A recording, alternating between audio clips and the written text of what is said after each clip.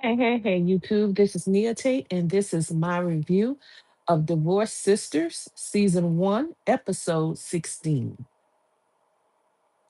So we start the episode off where we ended last episode with Geneva being at the church telling the First Lady about her stabbing William. Geneva says that William is dead. I don't, I don't know why she thinks that. I guess she just assumes that. And so the assistant runs back. Geneva tells the assistant to run back in and get her keys. And like nobody is calling the police. I'm like, can somebody call the police? Can somebody call 911?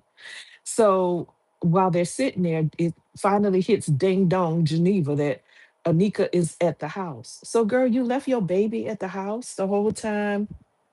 Um, all this, you finally just thinking about your child. So she's like, I gotta go. So she jumps in her car, she goes. First lady follows her. She calls the bishop and tells him that Geneva says she stabbed William and she says that he's dead. And he says, oh my God. So he runs over there.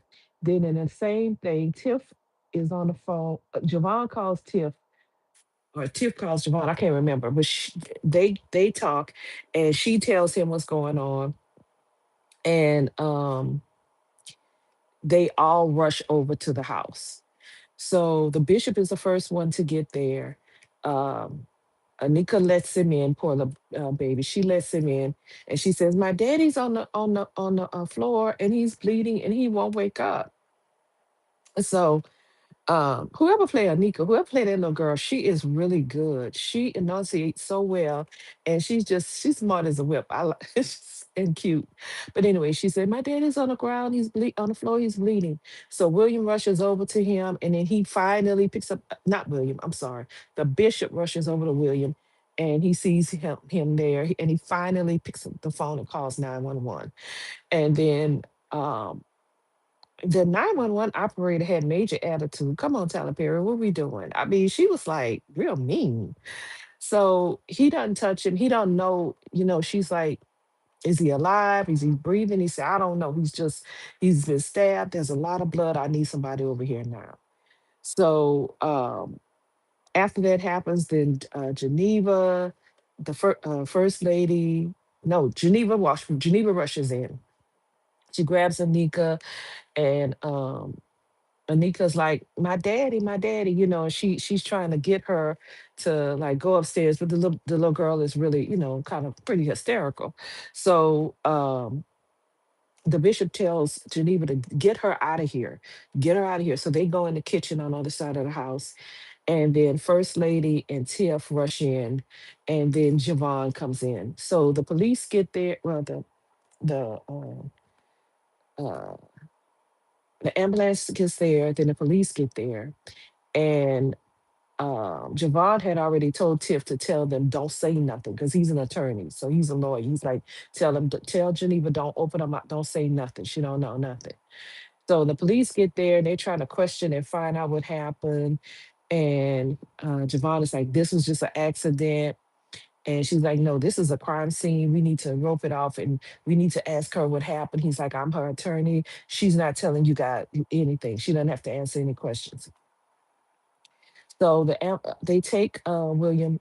Apparently, he's still alive. He's still breathing. He's unconscious. So they take him to the hospital. So everybody goes over to the hospital. Meanwhile, old girl whose husband got shot. Well, that she was trying to kill.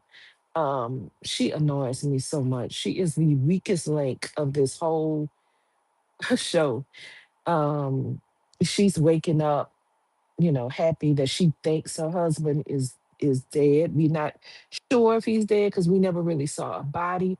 All we know is the man that she hired to do it walked in on him and they had a conversation. And so, and then there was pictures sent, and the fact that the police called his son to tell him that his dad was dead, but they never showed him a body yet, is leading me to believe that the dad is really alive and working with the police, which would be good. That would serve her right. So we go back over to the hospital. Geneva is over there trying to act like the victim. Do you know what he did to me? She's telling First Lady that, now listen, William should have never, ever put his hands on her, ever. But you should have been honest from the beginning. All this playing coy and not wanting to tell and like tell that man the truth. So um she's talking to First Lady, and then First Lady tells Javon, "Come over here. I need to talk to you. Can I speak to you for a minute?" So she goes down the hallway with him, and he doesn't realize that the First Lady knows about him in Geneva, but she tells him, and then they go back and forth with a lot of biblical verses, and she calls him the devil, and which he kind of is. He is low down. Um, and he gets real sanctimonious with her and tells her, "Oh, y'all are so high and mighty, driving around in y'all $100,000 cars, that the money the church provided." And then First Lady says she hit him with the first of all, you don't know what you're talking about, because my grandfather was a steel magnate, and I come from generational wealth. And the church is not helping us. We are helping the church. I said, you better go ahead on and tell you look it. Tell him. So he's sitting there looking stupid. Because he said, you ride around 100,000. She said, first of all, it's a $600,000 car. I said, okay, girl. So they get into it. And he's first of all, he said, oh, so you know about Janice. She told you. She said, yes, she told me. So they darting the eyes at each other. Now, remember, the bishop doesn't know. He knows that something went on, but he don't know that Geneva and this guy Javon have gotten together. Have been seeing each other, and he definitely don't know about the little girl. So next we see old girl that was trying to get her husband killed. She called Javon because he is her attorney. She on the plane. The assistant had already called her and told her about William, and so she calls him and says, can they arrest me when I get off of this plane? And he said, yeah, technically they could, because you skipped your court date, and also he said, well, have you been out of town long? Did you fly commercial? She's like, yes, so she kind of scared to get off the plane. She gets off the plane. She goes over to the diner, and she sees old boy sitting there waiting for her to bring him his money, because he had called her earlier and told her, where my money? She playing, oh, I have something to do. I'll get there, meet me at the such and such diner. So she just sits there and watches him, because she's not dumb. She's very smart. And the questions that he asking her is making her feel like something is up. Is he trying to trick me? Is he wearing a wire or whatever? So we go back over to the hospital. Everybody's over there. Um, And next we see Geneva talking to Javon. They go down the hallway and they talk, and she's telling him, "You know what he did to me? He hit me. He hit me."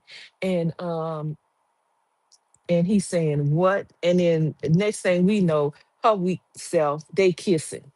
So while they standing up there kissing, here come the bishop. He sees them, and he's like, like, whoa, okay, so this was going on.